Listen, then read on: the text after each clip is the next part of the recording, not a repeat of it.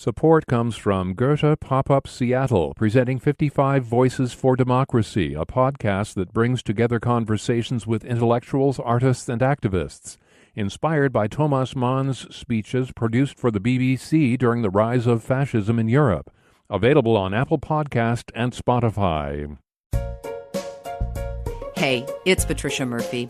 It's Thursday, and this is Seattle Now. A week is a long time in politics, and this has been quite the week in Seattle. Mayor Jenny Durkan says she won't seek a second term. That wasn't the plan, but it's been a tough year.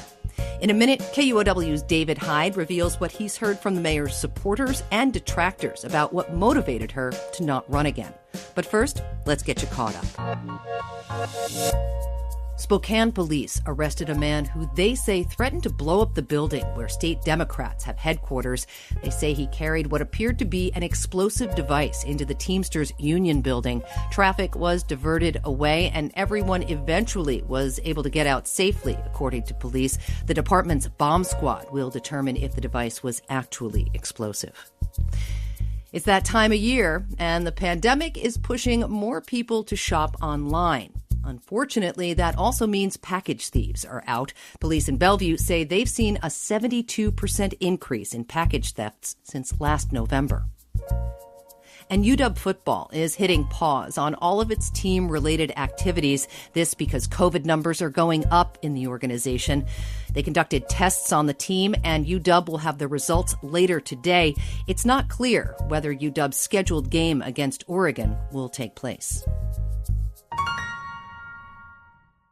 Seattle's Mayor Jenny Durkan announced this week she won't seek re-election.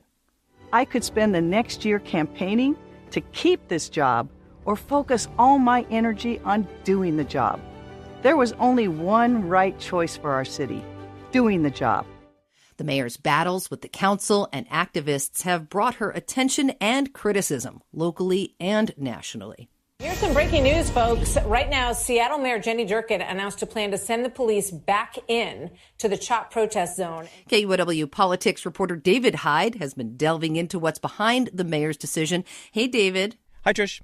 So Durkan's announcement, huge bombshell for Seattle politics. She had already filed to run. What did you find out about the reasons for the mayor's decision for not running again? So she told KUOW and other outlets that she's not running because the city faces just too many challenges, including COVID-19, and that she doesn't want to be distracted by a political campaign. She mentioned the difficulty the city's going to have rebuilding the economy, rebuilding downtown, addressing homelessness, building greater equity. But of course, Durkan's also had a lot of conflict with activists and with the city council on issues including homelessness and police violence. I spoke with former city council member and former mayor Tim Burgess about the mayor's decision, and he's a fan of Durkan. He says that the atmosphere in politics in Seattle these days must have been a factor because he thinks that it makes it difficult for elected officials to govern. On the other side, I also spoke to some people who are not fans of Mayor Durkan, including Heather Weiner. She's a Seattle political consultant who's worked with candidates on the council who are essentially Durkan's political opponents. And she argues that Seattle politics have moved further left and are going to continue to move further left, meaning to the left of Durkan. We saw polling even in July that her approval ratings had taken a huge nosedive, where she was barely above water. And so she speculates that the mayor decided not to run basically for practical reasons, that her poll numbers aren't as good as they could be, and that the mayor essentially needs to step aside in the next month or so to make room for another center-left candidate like Durkan, who's going to need some time to raise money and kind of get their ducks in a row. Yeah, David, it has undoubtedly been a tough year for Mayor Durkan. Burgess mentioned Seattle's toxic political environment. Specifically, what is he talking about?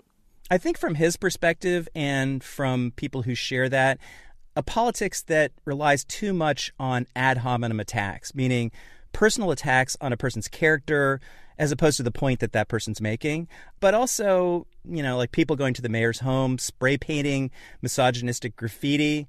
That crosses a line that Burgess and some others think shouldn't be crossed. The politics of personal destruction tends to lead the way. the name-calling, the verbal assaults, the threats of violence Mayor Durkan herself has been subjected to. So in that sense, I was not surprised. And Burgess also said to me it wasn't just the mayor. Some Seattle city council members have also experienced this. So whatever you think about the truth of that or not, his point is simply he thinks that's one of the reasons why Durkan's decided she just wants to try to take the politics out of her job as much as possible and not run in 2021. Yeah. She took a lot of heat over the summer for her handling of the protests, both here locally and on the national stage. It's hard to imagine navigating that situation without some kind of political scrapes. But do you think it played into her decision not to run for a second term? I think it must have played a part in her decision because she's taking heat from the left and she's also taking heat from the right. So the CHOP in particular this summer, it's something that Donald Trump called out specifically. These people have taken over a vast part of a place called Seattle. And you have a mayor that doesn't know she's alive. She's talking about it's going to be a love fest. But if they don't do the job, we will do the job. When Durkan announced that she wasn't running this week, you had right-wing talk show hosts and right-wing people on Twitter celebrating because they see her as too far left, catering too much to protesters. Of course, on the left, she's not at all popular with protesters, partly over her handling of protests. There was even a recall effort over the use of tear gas that ended up dying in the state Supreme Court, but that was a thing that she faced. And there was a ton of celebration this week on left Twitter when she announced that she would not be running. So it may be that Durkan feels like she's not up to the job, or maybe she feels like she's just not the right person for the job at this time, although she claims and her supporters claim that they think she would have won had she run. Yeah. Undeniably, this is a much different city than when the mayor started her term. What is her legacy at this point? I think from her perspective, standing up to the Trump administration on issues like immigration, she puts that first. Seattle Promise, which you might remember is this free college tuition program. This fall, 62% of the students enrolled were reportedly people of color. She's very proud of that program. She touts the fact that she's helped allocate $1.7 billion for affordable housing. So those are some of the issues that Durkan at least sees as part of her legacy. And of course, she still has another almost a year to go. Even though she's a lame duck, we're going to see what happens. Yeah. And for the next potential candidate for the job, what kind of political landscape will Durkan leave behind, both here in Seattle and in the state? I think it's a really unusual landscape in that there are some pretty deep divisions here that do not mirror the divisions that we see nationally between Trump Republicans and the rest of the country. So here in Western Washington, especially, and in Seattle, it's the progressive left versus center left moderates like Durkan. And we're seeing this play out in Washington state at all levels of government. So Durkan versus the council. But in national politics, just recently, it was announced that Washington's first congressional district representative, Susan Del Bene, was elected to lead the centrist New Democrat coalition. This is the group that started during the Clinton years, so back in the 1990s. She's going to be working with Congress and the new Biden administration to get centrist policies passed. And Del Bene actually replaces Washington State Representative Derek Kilmer as the chair of that group. But here's a fun fact about that. 6 out of the 7 Democrats in Congress elected from Washington State are also members of that same centrist group, which might surprise people. Yeah.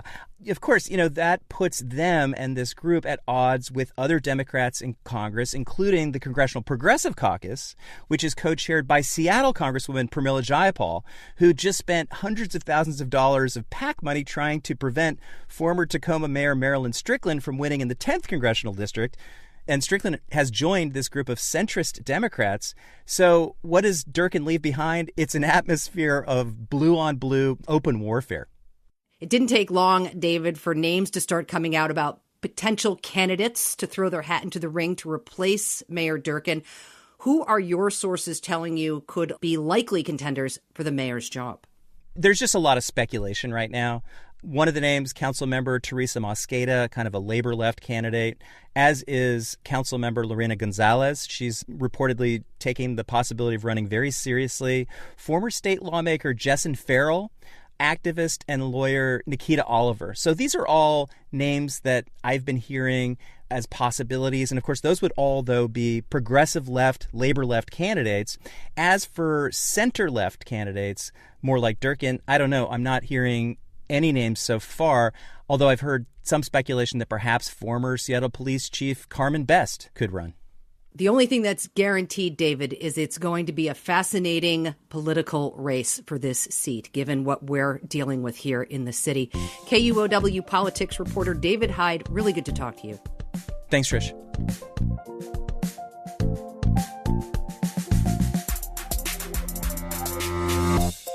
One quick note before we go. This week, we're saying goodbye to KUOW News Director Jill Jackson. The news business is not for the faint of heart, and Jill led our newsroom and guided this podcast through one of the most chaotic times in history. Seattle Now team will miss her very, very much. Thanks, Jill. And thank you for listening to Seattle Now. The show is produced by Sophie Reed, Clare McGrane, Caroline Chamberlain Gomez, and Jason Pagano. Matt Jorgensen does our music. I'm Patricia Murphy. See you tomorrow.